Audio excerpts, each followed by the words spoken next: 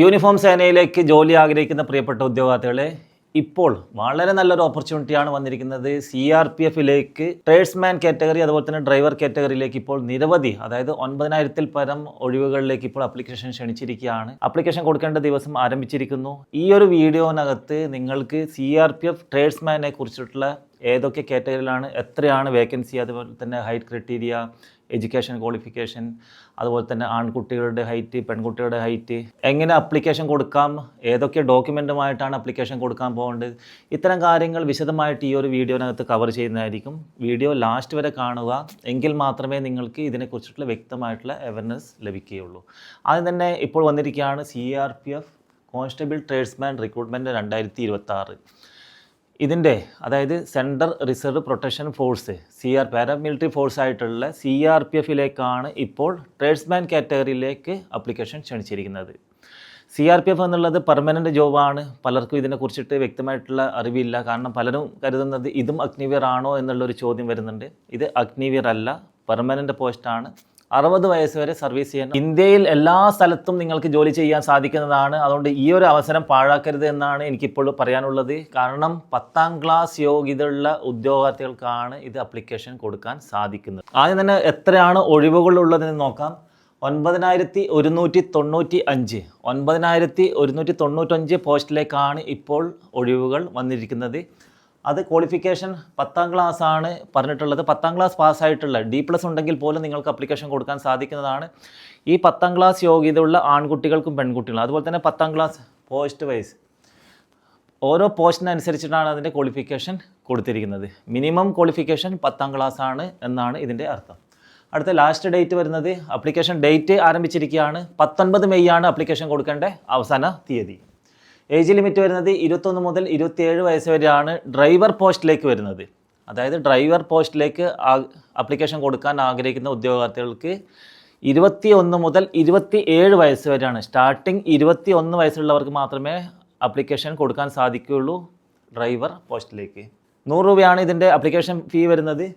അതിനകത്ത് general OBC EWSന് 100 രൂപ application fee കൊടുക്കേണ്ടതാണ്. SC/ST ഉദ്യോഗാർത്ഥികൾക്കും അതുപോലെ തന്നെ പെൺകുട്ടികൾക്കും അപ്ലിക്കേഷൻ ഫീസ് കൊടുക്കേണ്ട ആവശ്യകതയില്ല. എങ്കിൽ പോലും നിങ്ങളുടെ എത്രയാണ് അവരുടെ അപ്ലിക്കേഷൻ കൊടുക്കുമ്പോൾ കമ്പ്യൂട്ടർ സെൻറ്റർ അല്ലെങ്കിൽ അക്ഷയ സെൻറ്ററിൽ അവരുടെ ഫീസ് എന്നുള്ളത് നിങ്ങൾ കൊടുക്കേണ്ട ആവശ്യകത ഉണ്ട്. ഏജ് ലിമിറ്റ് അടുത്തതായിട്ട് വരുന്നതാണ്. ടോട്ടൽ ഡ്രൈവർ പോസ്റ്റിലേക്ക് മാത്രമാണ് ഈ ഒരു 21 മുതൽ 27 വയസ്സ് വരുന്നത്. അതുപോലെ തന്നെ ബാക്കി കാറ്റഗറിയിലേക്കാണെങ്കിൽ 18 മുതൽ 23 വയസ്സ് വരെ ജനറൽ കാറ്റഗറിയും 26 വയസ്സ് വരെ OBC കാറ്റഗറിയിലെ ഉദ്യോഗാർത്ഥികൾക്കും 28 വയസ്സ് വരെ, അതായത് 5 വയസ്സിൻ്റെ ഇളവാണ് SC/ST കാറ്റഗറിയിലെ ഉദ്യോഗാർത്ഥികൾക്ക് ലഭിക്കുന്നത്. ഈ ഒരു ഏജ് ലിമിറ്റിനകത്ത് വരുന്ന ഓരോ ഉദ്യോഗാർത്ഥികൾക്കും അതുപോലെ തന്നെ ഹൈറ്റ് ക്രൈറ്റീരിയ എന്നുള്ളത് 170 സെൻറ്റിമീറ്റർ ആണ് ആൺകുട്ടികൾക്ക് വേണ്ടത്. പെൺകുട്ടികൾക്കാണെങ്കിൽ 157 സെൻറ്റിമീറ്റർ ആണ്. അടുത്തത് ഈ ഒരു കാറ്റഗറിയിലേക്കുള്ള, അതായത് CRPF കോൺസ്റ്റബിൾ ട്രേഡ്സ്മാൻ കാറ്റഗറിയിലേക്ക് നേരത്തെ പറഞ്ഞു 9,175 വേക്കൻസി ആണുള്ളത്. അതിൻ്റെ ഡിസ്ട്രിബ്യൂഷനാണ് ഇപ്പോൾ നമ്മൾ പറയാൻ പോകുന്നത്. ആദ്യം തന്നെയാണ് ഡ്രൈവർ പോസ്റ്റിലേക്കാണ് ഏറ്റവും കൂടുതൽ വേക്കൻസി വന്നിട്ടുള്ളത്. 3,176 വേക്കൻസി. 3,176 വേക്കൻസിയിലേക്കാണ് ഇപ്പോൾ അപ്ലിക്കേഷൻ വന്നിട്ടുള്ളത്. അതുപോലെ നിങ്ങൾ അപ്ലിക്കേഷൻ കൊടുക്കേണ്ട സമയത്ത് ഡ്രൈവിംഗ് ലൈസൻസ് മസ്റ്റായിട്ടും അതിനകത്ത് നിങ്ങൾ അപ്ലോഡ് ചെയ്യേണ്ട ആവശ്യകത ഉണ്ട്. അടുത്തത് കുക്ക് പോസ്റ്റാണ്. 1,426 പോസ്റ്റിലേക്കാണ് ഇപ്പോൾ അപ്ലിക്കേഷൻ വിളിച്ചിട്ടുള്ളത്. ബഗ്ലർ പോസ്റ്റിലേക്ക് 1,263. അതുപോലെ തന്നെ മോട്ടോർ മെക്കാനിക്ക്, ITI ഡിപ്ലോമ പഠിച്ചിട്ടുള്ള മോട്ടോർ മെക്കാനിക്ക് ട്രേഡ് എടുത്ത് പഠിച്ചിട്ടുള്ള ഉദ്യോഗാർത്ഥികൾക്ക് നല്ലൊരു അവസരം തന്നെയാണ്. 739 ഒഴിവുകളാണ് ഈ ഒരു മെക്കാനിക് പോസ്റ്റിലേക്ക് വന്നിട്ടുള്ളത്. അതുപോലെ തന്നെ സഫായി കർമ്മചാരി 547 ഒഴിവുകളാണ്. സഫായി കർമ്മചാരി, അതായത് ക്ലീനിങ് സ്റ്റാഫ് എന്നുള്ളതാണ് ഇതിൻ്റെ മീനിങ് വരുന്നത്. അടുത്താണ് വാട്ടർ കാരിയർ. 502 ഒഴിവുകളാണ് വാട്ടർ കാരിയർ പോസ്റ്റിലേക്ക് ഇപ്പോൾ വിളിച്ചിട്ടുള്ളത്. അടുത്താണ് വാഷർമാൻ പോസ്റ്റിലേക്ക് 363, ബാർബർ പോസ്റ്റിലേക്ക് 231, ടൈലർ പോസ്റ്റിലേക്ക് 195, അതുപോലെ തന്നെ കാർപ്പൻ്റർ, നമ്മുടെ ആശാരി വർക്ക് എന്ന് പറയും. നമ്മുടെ ആശാരി പണിയെടുക്കുന്ന, മരത്തിൻ്റെ പണിയെടുക്കുന്ന, അതായത് മരത്തിൻ്റെ പണി എടുക്കാൻ അറിയുന്ന ഉദ്യോഗാർത്ഥികൾക്ക് 123 ഒഴിവുകളാണ് ഉള്ളത്.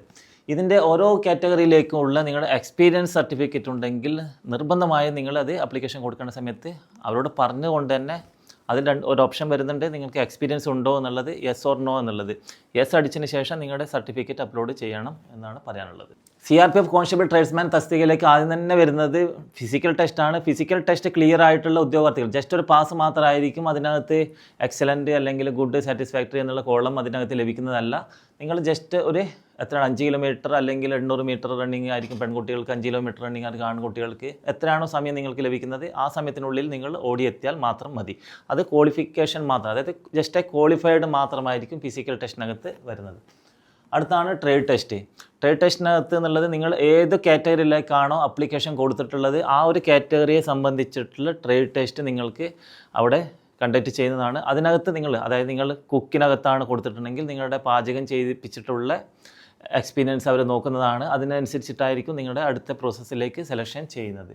മൂന്നാമത് വരുന്നതാണ് റിട്ടേൺ എക്സാമിനേഷൻ. റിട്ടേൺ എക്സാമിനേഷനകത്ത് സിലബസ് കൊടുത്തിട്ടുണ്ട്.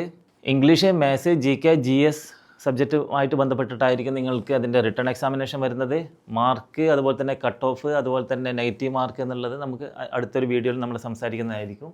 അടുത്ത ലാസ്റ്റ് വരുന്നതാണ് ഡോക്യുമെൻ്റ് വെരിഫിക്കേഷൻ. ഈ ഒരു 3 ടെസ്റ്റും പാസ്സാകുന്ന ഉദ്യോഗാർത്ഥികളെയാണ് ഡോക്യുമെൻ്റ് വെരിഫിക്കേഷന് വേണ്ടിയിട്ട് ക്ഷണിക്കുന്നത്.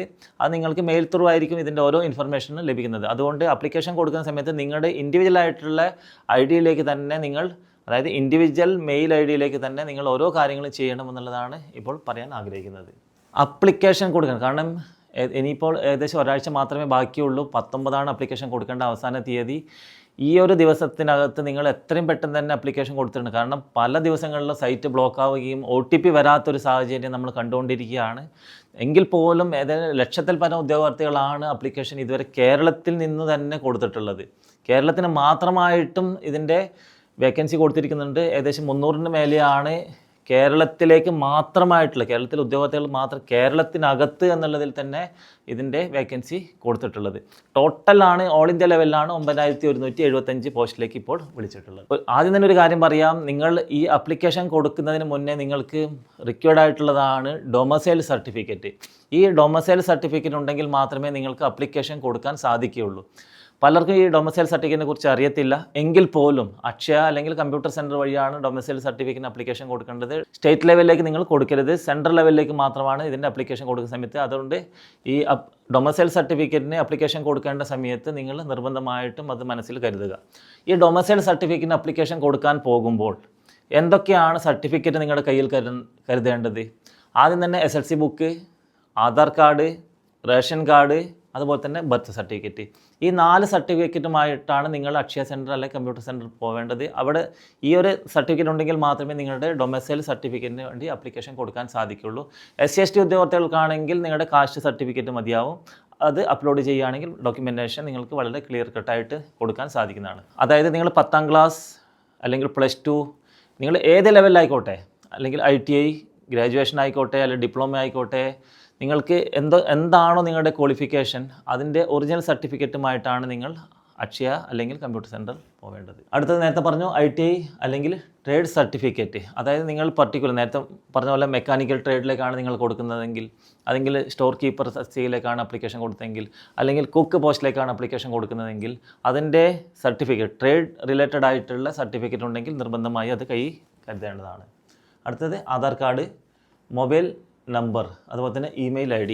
നേരത്തെ പറഞ്ഞു നിങ്ങളുടെ ഇൻഡിവിജ്വലായിട്ടുള്ള, കാരണം പല ഉദ്യോഗാർത്ഥികളും നമ്മുടെ പേരൻസിൻ്റെ ID-യിലാണ് അപ്ലിക്കേഷൻ കൊടുക്കുന്നത്. അതിനുശേഷം OTP വരുമ്പോഴും അതുപോലെ തന്നെ അതിൻ്റെ അഡ്മിറ്റ് കാർഡ് വരുമ്പോഴും പലർക്കും അറിയാത്തൊരു സാഹചര്യം ഇപ്പോൾ നടന്നുകൊണ്ടിരിക്കുന്ന ഇന്ത്യൻ നേവിയിലേക്കുള്ള എക്സാമിനേഷന് പോലും പല ഉദ്യോഗാർത്ഥികളും വിളിച്ചിട്ട് ചോദിച്ചിട്ടുണ്ടായിരുന്നു, സാർ ഇതിൻ്റെ എക്സാം എപ്പോഴാണ്?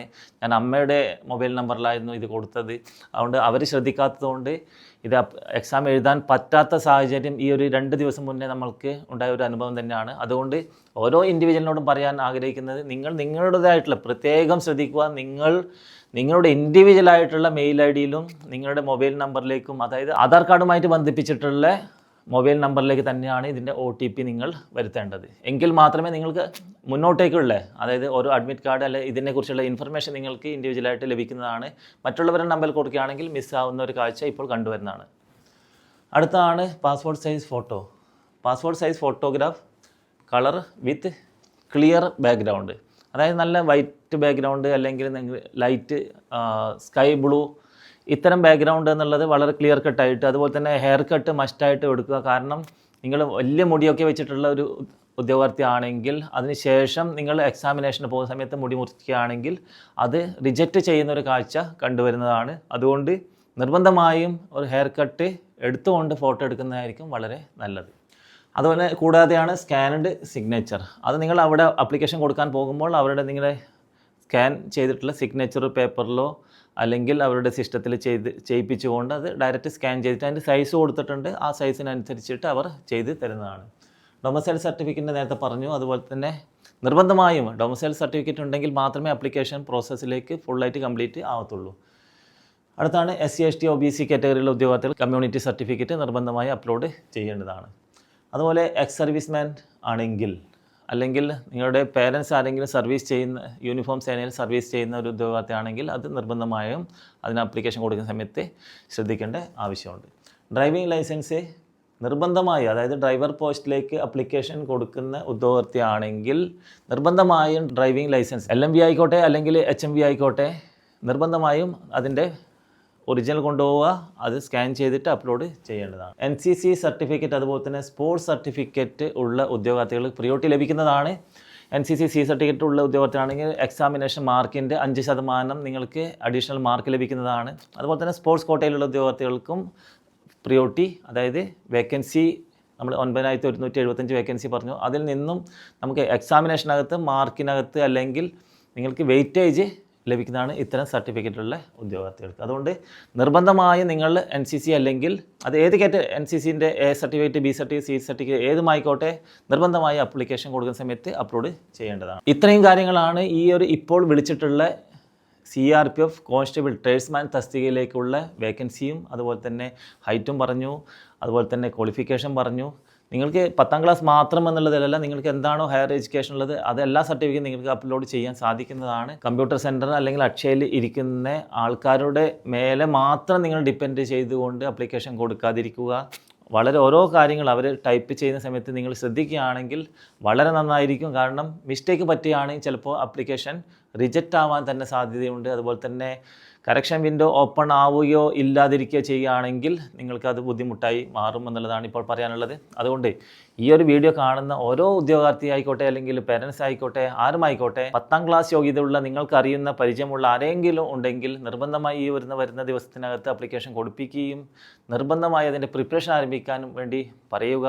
അതുപോലെ തന്നെ ഡ്രോൺ അക്കാഡമിയിൽ ഈ മാസം 20 മുതൽ സെപ്പറേറ്റ് CRPFൻ്റെ ക്ലാസ്സസ് പ്ലസ് ഫിസിക്കൽ ആരംഭിക്കാൻ പോവുകയാണ്. കൂടാതെ വളരെ നല്ലൊരു കാര്യം തന്നെയാണ് ഇപ്പോൾ നല്ലൊരു ഹാപ്പിയസ്റ്റ് ന്യൂസ് എന്നുള്ളതാണ്. ഡ്രോൺ അക്കാഡമി ഈ ഒരു മാസം എൻഡിങ്ങോട് കൂടി പുതിയ ക്യാമ്പസിലേക്ക് ഷിഫ്റ്റ് ചെയ്യാൻ പോവുകയാണ്. അത് സൗത്ത് ഇന്ത്യയിൽ തന്നെ ഏറ്റവും വലിയ ആദ്യമായിട്ട്, കേരളത്തിൽ തന്നെ ആദ്യമായിട്ടാണ് വലിയൊരു ക്യാമ്പസ് ഡിഫൻസ് മേഖലയിലേക്ക് വന്നുകൊണ്ടിരിക്കുന്നത് ഡ്രോൺ അക്കാഡമി. അത് നിങ്ങൾക്ക് പതിയെ നമ്മൾ അടുത്തൊരു വീഡിയോയിൽ കൂടെ പറയുന്നതായിരിക്കും. അതുകൊണ്ട് ഈ ഒരു വീഡിയോ കേരളത്തിലെ CRPFലേക്ക് പോകാൻ, അതായത് പാരാമിലിറ്ററി ഫോഴ്സിലേക്ക് പോകാൻ ആഗ്രഹിക്കുന്ന ഓരോ ഉദ്യോഗാർത്ഥികളിലേക്കും പരമാവധി ഷെയർ ചെയ്യുക. ജയ് ഹിന്ദ്.